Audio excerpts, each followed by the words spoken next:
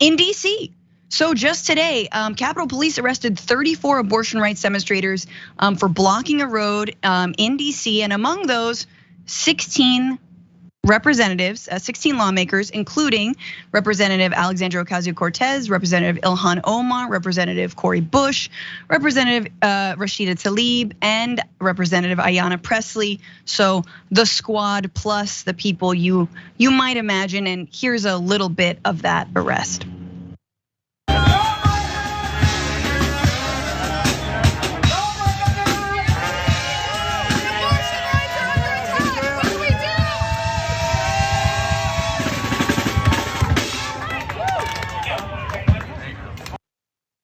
She's carried away to the sound of the beat there, the little drum circle.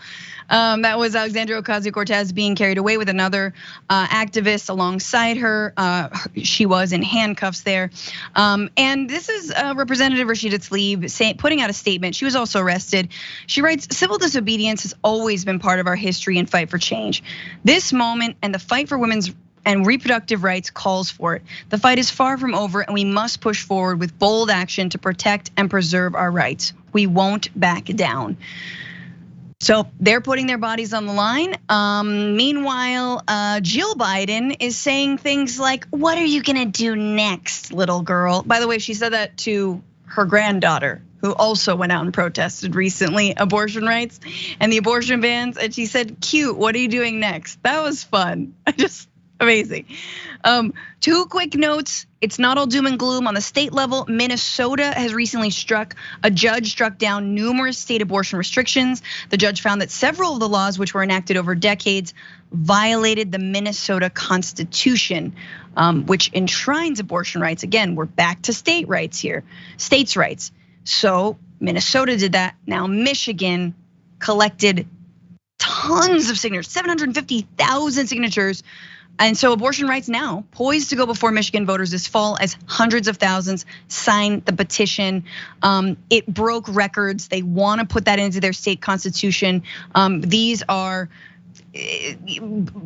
Midwest, bluish, mostly blue states, but especially on abortion rights, absolutely overwhelmingly for them. And if it's been kicked back to the states are trying to buck up to not throw women and other people under the bus. Yeah, so I love this development in terms of the protests. Progressive activists have been trying to get influential Democrats to do something for decades now. And civil disobedience is top of the list when it comes to issues like this. And up until now, we've gotten a wall of no, you guys go out there and we'll privately mock you and tell the reporters not to cover you. We're not gonna put our precious ass on the line.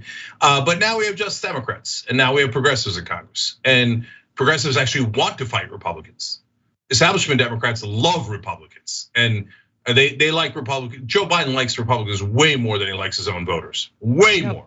I mean, Mitch McConnell said that the Chad Meredith nomination, the extremist right-wing judge that is anti-choice that Biden was going to put on to the federal bench, McConnell said, "I didn't even ask for anything. Joe just did it as a sign of personal friendship, as a gesture of friendship." Because Joe Biden loves Mitch McConnell. He loves him. His own voters, he couldn't give a rat's ass about, okay? But sorry, now there's progressives in Washington. And so they're taking action, they're doing civil disobedience, and I love it. And by the way, mainstream media liars, okay, you always portray progressives as not democratic enough, which is the height of absurdity. No, they're actual Democrats, and one of the ways that they show that is they would like to fight the other side. The other side is Republicans. I know if you're in the press, you're taught to love bipartisanship. Oh, when corporate Republicans and corporate Democrats make out and they make a little corporate subsidy bill, baby, that's when you're like the happiest guys alive. You're like, yes, finally, corporations win again and again, yes, bipartisanship.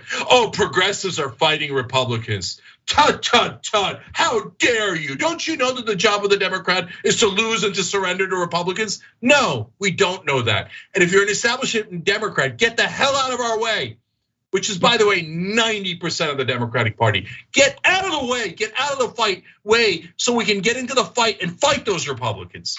So thank you, AOC, Tlaib, and all the others for being actual Democrats and for actually caring. And I mean, Democratic leadership. I mean, they might do this like many months from now with kente cloth and a Bono poem in their hand, as like if they realize it's good optics, and then they can send an email fundraising off of it, right? But otherwise, you're never gonna see them take any action to fight Republicans. Nothing at all. The only thing Democratic leadership has done since Roe got overturned was to help anti-choice legislators. That's not hyperbole. No. Nancy Pelosi helped to put Cuellar, Jim Clyburn helped to put Cuellar back into Congress. Cuellar is anti-choice. That's a fact. He voted to defund Planned Parenthood, among many other terrible votes. And Joe Biden tried to put an anti-choice judge on the federal court. That the only thing they've done is to help the other side. Yep. Democratic leadership they're the worst people on the planet, because the Republicans might be monsters, but these idiot Democratic leaders are like, how do we help those monsters?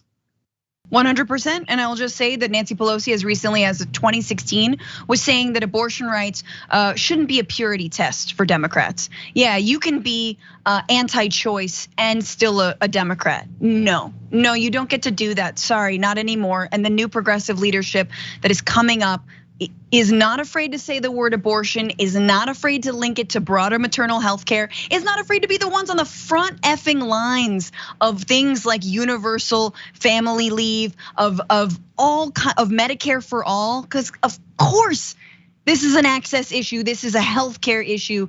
So my God, I just wish they would sit their asses down and think about and like look at the beasts that they've handed us to. They've walked us into the mouths of these murderers. And now they want to wash their hands of what they've done. I mean, you're absolutely right. Thanks for watching The Young Turks, really appreciate it. Another way to show support is through YouTube memberships. You'll get to interact with us more. There's live chat emojis, badges. You've got emojis of me, Anna, John, JR. So those are super fun. But you also get playback of our exclusive member-only shows and specials right after they air. So all of that, all you gotta do is click that join button right underneath the video. Thank you.